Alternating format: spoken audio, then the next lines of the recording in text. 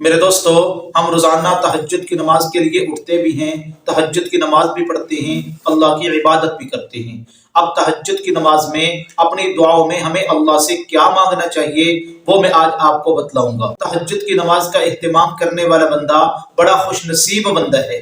تہجد کی نماز کا اہتمام کرنے کی توفیق اللہ تبارک و تعالی اس بندے کو عطا فرماتے ہیں جس بندے کو اللہ اپنا ولی بنانا چاہتے ہیں، جس کو اللہ اپنا بندہ بنانا چاہتے ہیں، جس سے اللہ تبارک و تعالی راضی ہو جاتے ہیں، اللہ اسے تہجد کی نماز کی توفیق عطا فرماتے ہیں۔ میرے دوستو، کبھی غور تو کیا کرو کہ اللہ ساری دنیا کو سلا رہے ہیں، سارے لوگ سوئے ہوئے ہیں، لیکن کچھ لوگ ایسے ہیں جن کو اللہ پاک رات کے آخری حصے میں اٹھاتے ہیں اور ان کو اپنی عبادت کی توفیق عطا فرماتے ہیں۔ تو اس لیے اب تہجد کی نماز کا وقت قبولیت کا وقت ہوتا ہے۔ ہمیں اللہ سے کیا مانگنا چاہیے، اپنی دعائیں کیسے اللہ سے مانگنی چاہیے، قرآن و سنت کی روشنی میں، احادیث مبارکہ کی روشنی میں چند باتیں میں آپ کو بتلاؤں گا، ان کو ذرا غور سے سن لیں اور اسی طرح آپ تہجد کے وقت اپنی دعاؤں میں اللہ سے مانگا کریں۔ وہ کیا ہے؟ سب سے پہلی چیز، اللہ تبارک و تعالیٰ سے آپ عافیت کا سوال کریں، اپنی دعا میں عافیت مانگیں۔ میرے دوستو، عافیت کیا ہے؟ دنیا اور آخرت کی تمام بھلائیاں جو ہیں اس کا نام عافیت ہے۔ عافیت بہت بڑی چیز ہے میرے دوستو۔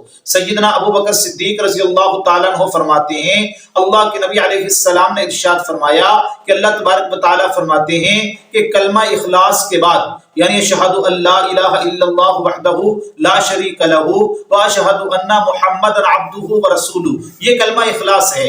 کلمہ اخلاص کے بعد جو سب سے بہترین چیز میں نے آپ کو عطا فرمائی ہے وہ عافیت عطا فرمائی ہے، یعنی عافیت کا اللہ سے سوال کرنا چاہیے۔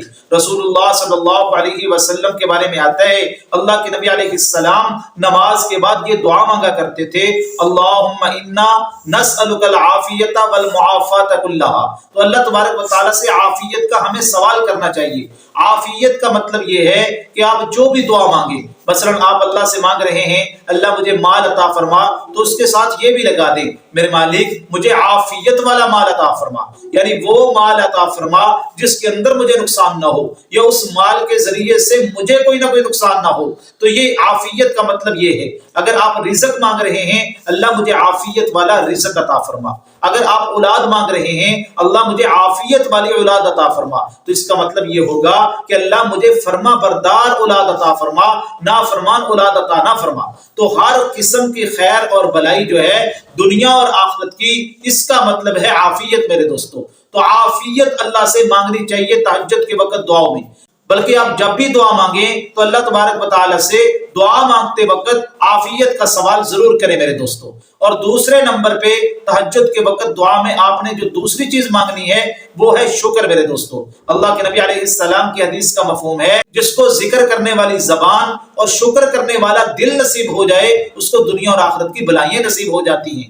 تو اس لیے اللہ تبارک و تعالیٰ سے شکر کی توفیق مانگنی چاہیے، اور اللہ تبارک و تعالیٰ سے یہ مانگنا چاہیے، میرے مالک میں آپ کی جو بھی نعمت استعمال کروں اس پر میں آپ کا شکر کروں۔ اگر آپ اللہ کی نعمتوں پر اللہ کا شکر ادا کرنا شروع کر دیں گے، اللہ پاک اپنی نعمتوں کو آپ کے لیے زیادہ کر دیں گے۔ قرآن مجید کے اندر اللہ فرماتے ہیں، لَإِن شَكَرْتُمْ لَأَزِيدَنَّكُمْ، اگر تم میری نعمتوں پر میرا شکر کرو گے میں اپنی نعمتوں کو تمہارے لیے زیادہ کر دوں گا۔